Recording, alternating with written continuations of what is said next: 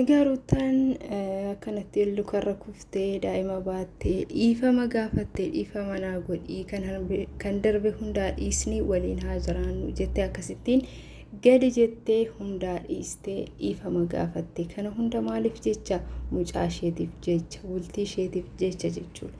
Nageenyi faraarri waaqayyoo siniif haa baay'atu bakkuma jirtanitti akkam jirtu nagaa keessanii.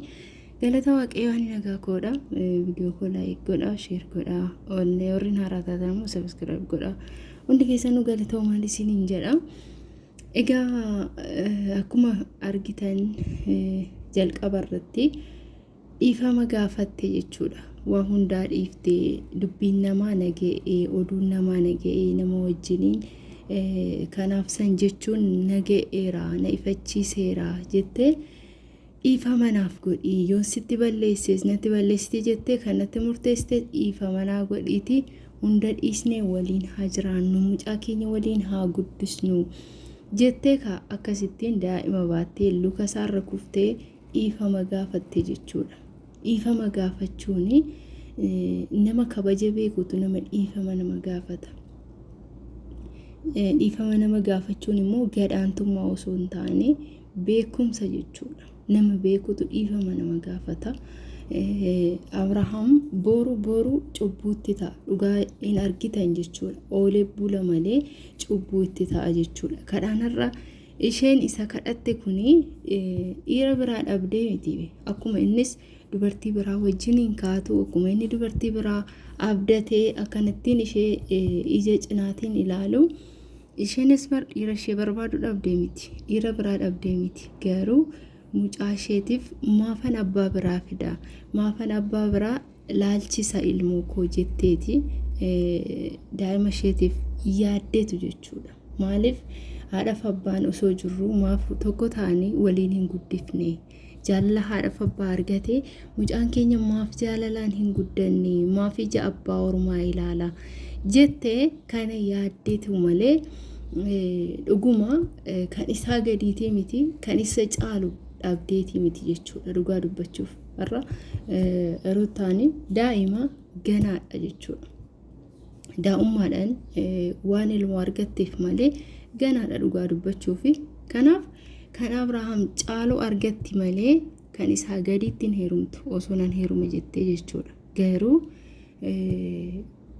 bultii ijaaruun baay'ee ulfaata, diiguun nama hin dhibu. Kanaaf isheen illee bultiin ishee jaalalli isaanii jalqaba akkatti walitti dhufan hundi keenyaa ni beekna jechuudha. Hunduu argitaniirtu. Garuu har'ayyuu haala salphaadhaan bittinnaa'u nama dhukkubsa'ee dhugaadha. Kanaaf isheen illee yeroo isaan maatiin wal loltee, obboleessa isheetiin wal loltee akkasittiin booda jechuudha erga garaatti baattee isaanitti deebitee isaan araarfattee jechuudha. Da'ii isaatti deebite. Egaa kana hunda keessa dabartee bultii ijaarame waan ta'eef haala salphaan diiguun itti ulfaateeti isheellee jechuudha. Inni garuu heermeellaa abdatee gubbaarraa ishee taasa'a jechuudha. Dhiifama isheetillee irraa fudhachuu dide isheen akkasittiin daa'ima baattee lukarra kuftee dhiifama gaafannaan dhiifama isheetillee fudhachuu dide jechuudha. Maaliif namni hundumtuu akkuma ishee shakke keessattuu immoo obboleettiin isaa jechuudha. Dhugaa merziidha obboleettiin isaa. Merzii akkam qorichaan tuutaati isheen jechuudha. Irra caalaa akka isaan walitti hin deebine kan dubbii diraa jiru, kan dubbii oo'isaa jiru tokkoffaan buzeedha jechuudha.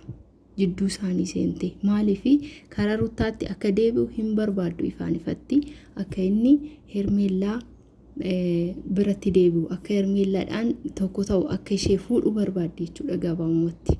Ani nama akkanaan agarre dhugaa waaqayyoo. Akkamitti namni ilmoo kee dhiisii haadha manaa keetti araaramuu dhiisiti ishee haaraa sii wayye jettee isheenis ilmoo qabdi. Akka ofiitti ilaaluu qabu yeroo tokko jechuudha.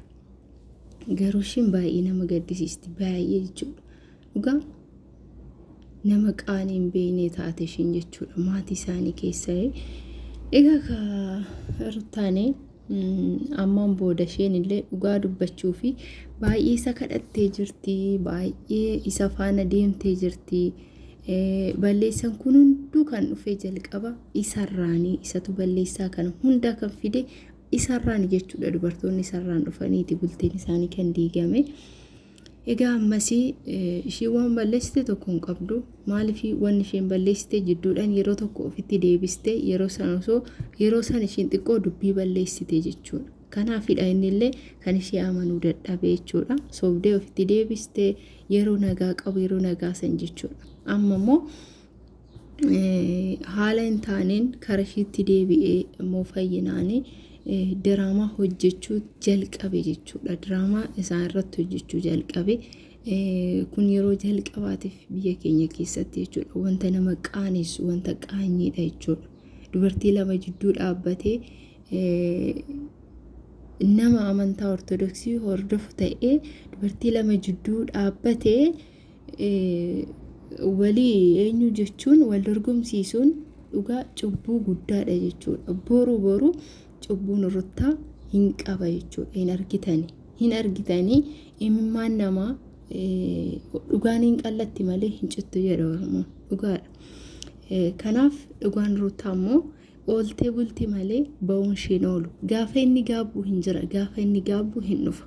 Dhugaa dubbachuuf inni ishee dhiisee kan biraa fuudhee wajjin jiraatullee jechuudha. Ruttaanis dhaabbattee laftu hin heerumti jechuudha. Kan isa caalu malee kan isaa gadi hin heerumtu. Dhugaa dubbachuuf jechuudha. Maaliif nama bifa bichaan ilaalinaa, bifa qofa hin ilaalinaa nama tokko jechuudha. Maaliif bifa bareedinaa bishaan wala bula mitiire. Kanaaf bifti namaa, bareedinni namaa homaa namaan godhu. Inni guddaan keessa isaati jechuudha. Keessi onnee isaa qulqulluu haa ta'u, keessi onnee isaa bareeda haa ta'u. Kana qofa jechuudha namni kan ittiin filatamu. Yaada gaarii haa qabaatu, sammuu waan gaarii yaadu yoo qabaate nama jechuun kana malee bifti namaa kan tuudha jechuudha. Faayidaan qabu maallee. Kanaaf isheen illee ilmoo isheetiif jecha aarsaa kan hunda kan kaffalaa jirtu garuu akka isheen garaa kutattu taasisaa jira jechuudha.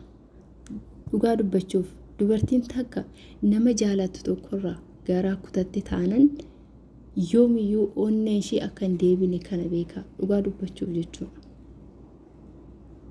Kanaaf Ruttaan illee kadhattee jirti. Namaan isaa ta'uu, ofiif isaa ta'uu isa kadhachaa jirti jechuudha. Garuu amma booda hin argitanii tarkaanfii mataa ishee fudhatti isheen illee jechuudha. Jireenya mataa ishee jiraachuuf isheen illee ofitti murteessiti jechuudha. Kanaaf gaafa isarraa garagaltee garaa kutatti jechuudha. Garaa kutatti jireenya mataa ishee akka jiraattu isheen illee of onnatti jechuudha. Gaafa san immoo garaa kutatte taanan deebiin hin jiru. Gaafa isheen garaa kutatte immoo inni gaabbee gaafa deebi'utu jira.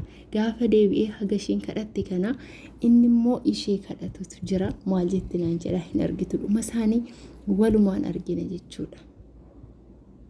Dhugaa walumaan argina. Tsiggeen illee jidduudhaan walitti araarsuuf walitti fiddee turte.